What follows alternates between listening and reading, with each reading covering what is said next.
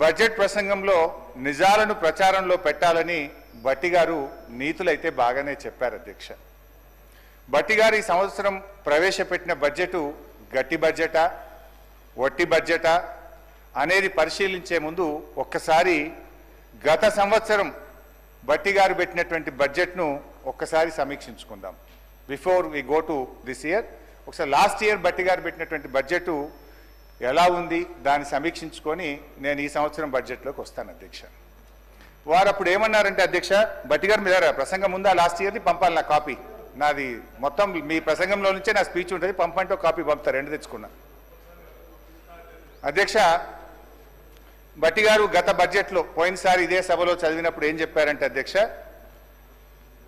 Page number 6, 10 ఏళ్ల తర్వాత వాస్తవానికి దగ్గరగా ప్రణాళికాబద్ధమైన బడ్జెట్ను తొలిసారిగా మా ప్రభుత్వం శాసనసభలో ప్రవేశపెట్టింది అని అన్నారు అధ్యక్ష. ఇది అబద్ధమా నిజమా ఇప్పుడే తేల్చేద్దాం.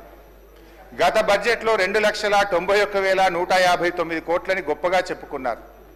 ఇది వాస్తవిక అంచనాలు అని చెప్పారు. నేను ఆ రోజే చెప్పాను అధ్యక్ష, ఇది అవాస్తవిక అంచనాలు, ఇది రీచ్ కాదు అని చెప్పి నేను ఆ రోజే ఈ సభలో చెప్పాను అధ్యక్ష. ఇవాళ రివైజ్డ్ ఎస్టిమేట్లో ఏం పెట్టారు అధ్యక్ష, 27,000 కోట్లు తక్కువ చేసి చూపారు. ముఖ్యమంత్రి గారు నిన్నో మొన్నో ఎక్కడో మాట్లాడుకుంటూ మా బడ్జెట్ 60-70 వేల కోట్లు లోటు ఉంటుందని చెప్పి ముఖ్యమంత్రి గారు సెలవిచ్చారు అధ్యక్ష. అంటే గతంలో మీరు చెప్పిన అంచనా అవాస్తవము అని ఈరోజు తేలిపోయింది అధ్యక్ష.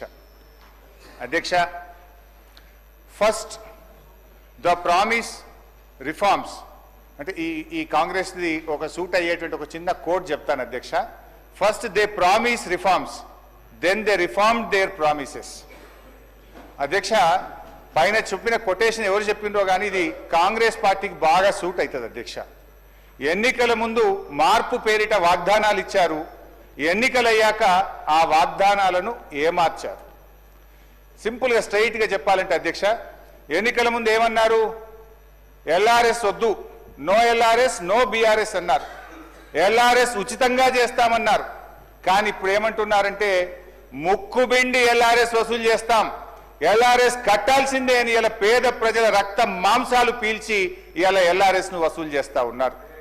రెండవది అధ్యక్ష, ఆనాడు భట్టి గారు, సీతక్క గారు, ఉత్తమ్ కుమార్ రెడ్డి గారు ఫార్మాసిటీకి మేము భూములు సేకరిస్తూ ఉంటే ఆ రోజు అక్కడ పాదయాత్ర చేసి పచ్చడి భూములు ఎలా తీసుకుంటారు, మా ప్రభుత్వం అధికారంలోకి వస్తే ఫార్మాసిటీ భూములు తిరిగి వాపస్ ఇస్తాము అన్నారు. ఈరోజు ఏమంటున్నారు అధ్యక్ష, ఇంకా 14,000 లాక్కుంటాం, ఈ 16,000 ఇచ్చుడు లేదు కానీ ఇంకా 14,000 లాక్కుంటామని చెప్పి బలవంతంగా ఇలా రైతుల నుంచి భూములు సేకరించి ఆ ఫార్మాసిటీ పేరును అందంగా ఫ్యూచర్ సిటీ అని చెప్పి పెట్టి ఇలా తిరిగి భూములు లాక్కుంటున్నారు అధ్యక్ష.